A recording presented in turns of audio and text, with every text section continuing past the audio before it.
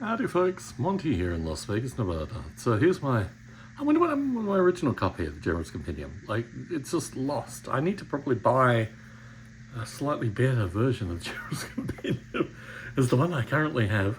Don't know what happened to the original. I don't know. I'm wondering if it's just in a bookshelf somewhere and I've just completely forgotten about it, but it's the kind of thing where I'd remember it. Anyway, so this is one of the multiple copies situation where the original copy is lost for the ages somewhere, and the copy I have is considerably more bespoke and a little bit more broken down than I normally would have, but the fact that it exists is a beautiful thing. Maybe I'll go out on ABE Books and have a look for it. So anyway, other Monty related news, I record an audio podcast which I used to do a lot of, and it's an hour-long conversation with an academic in the UK, which I will include in the show notes for this particular recording if you're interested in hearing another aspect of Monty, and if you like audio podcasts or you're just interested.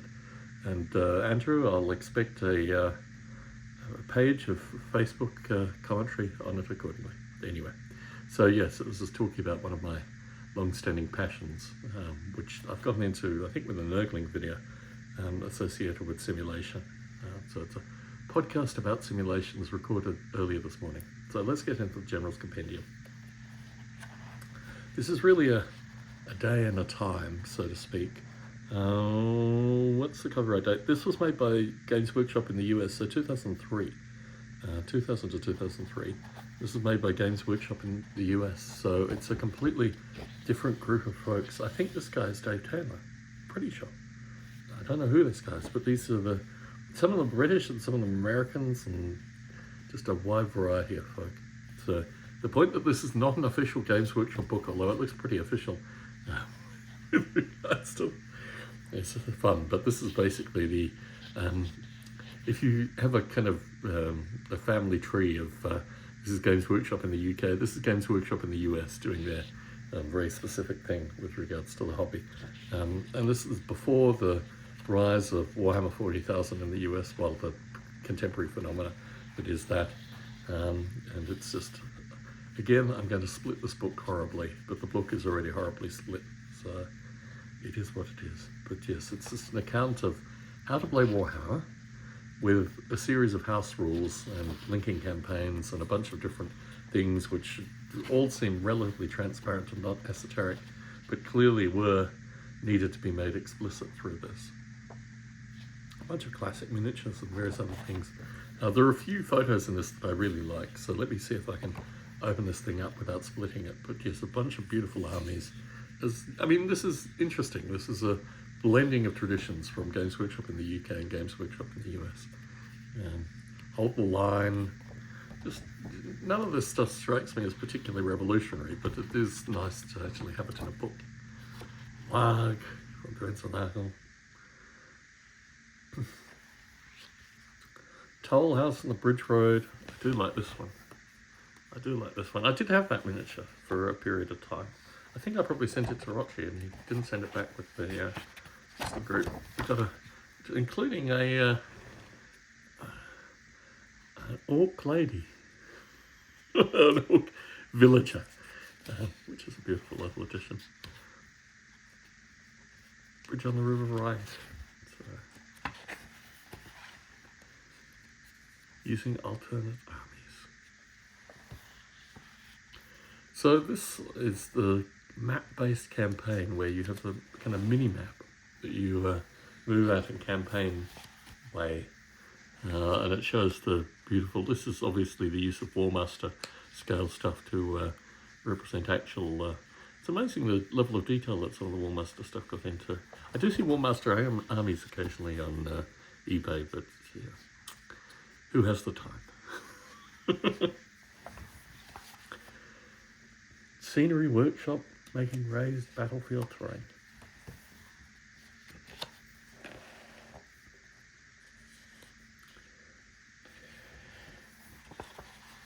Flick through this at a reasonable pace, trying not to completely obliterate the spine. But yes, there's a lot of their esoteric parts. This took 2 years to actually come together. So obviously they were existed in text files for long periods of time, circulated, edited, re-edited. The photographs come over time too. I do like these vignettes of people playing Warhammer in American settings are particularly cool. There's a few images that I like in great detail. This is obviously, I do like the rented accommodation images that show them people playing Warhammer in clearly American rented accommodation. It's multiple metaphors that I like. Realm of Chaos being played out. Also the hand gestures, which come up. There's one in particular which I'll get to and show accordingly. But here are again various battles, just I guess memorialising the cannon that they had developed in the US for a UK market.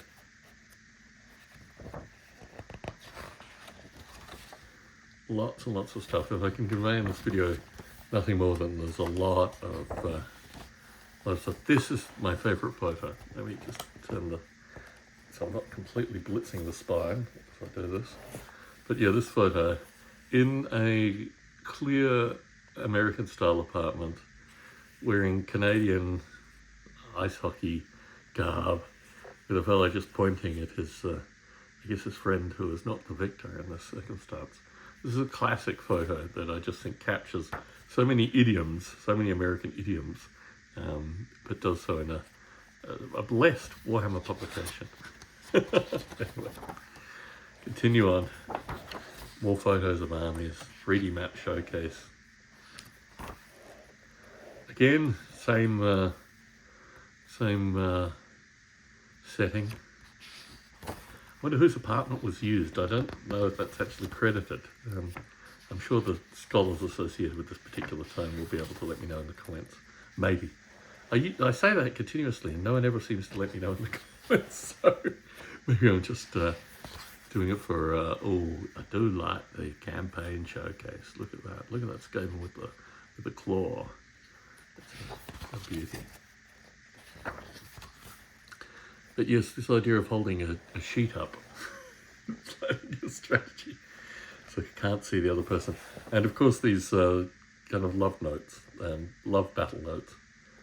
Here I challenge you so you can make, I actually got into this when I did a game at work, not that it was a Warhammer related game, but I did get into printing bits of information, just sharing, again, classic American hand gestures utilized here.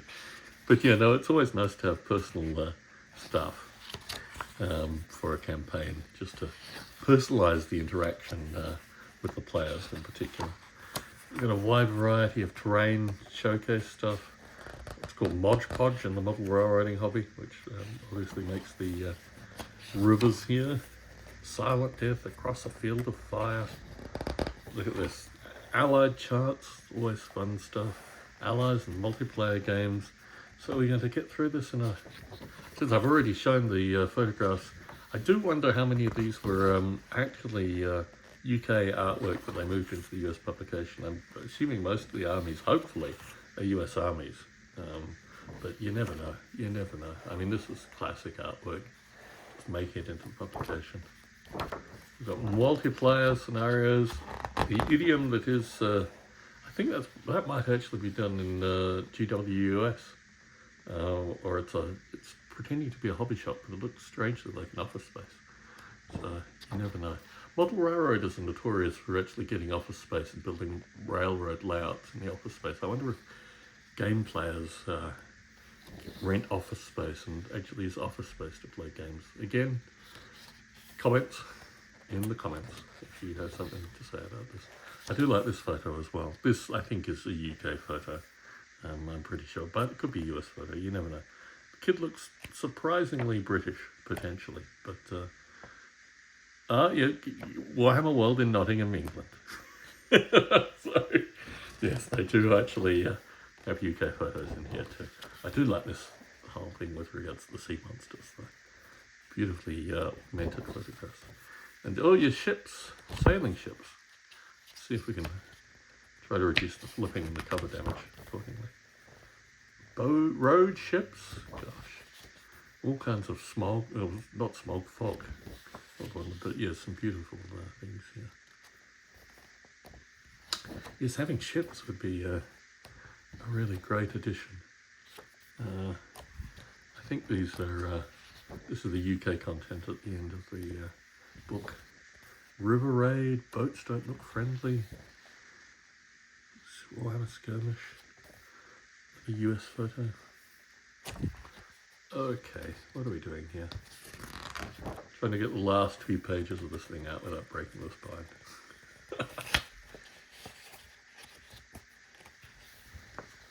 Ooh, I do like this. Okay, some scenery.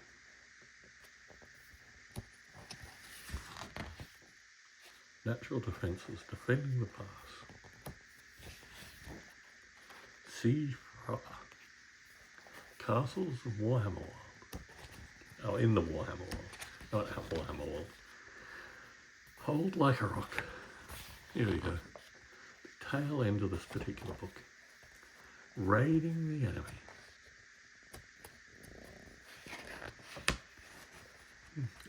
Playing with fire. City sacking. Bursting through the city walls. Battle in the streets. City battle key buildings. And it has, I think, a map in the back, if I'm not mistaken. Yeah, a large fold-out map. Which, can I open? It's actually far too large to be folded. I would hit the camera, unfortunately. So this is my slightly beaten up copy of the General's Compendium.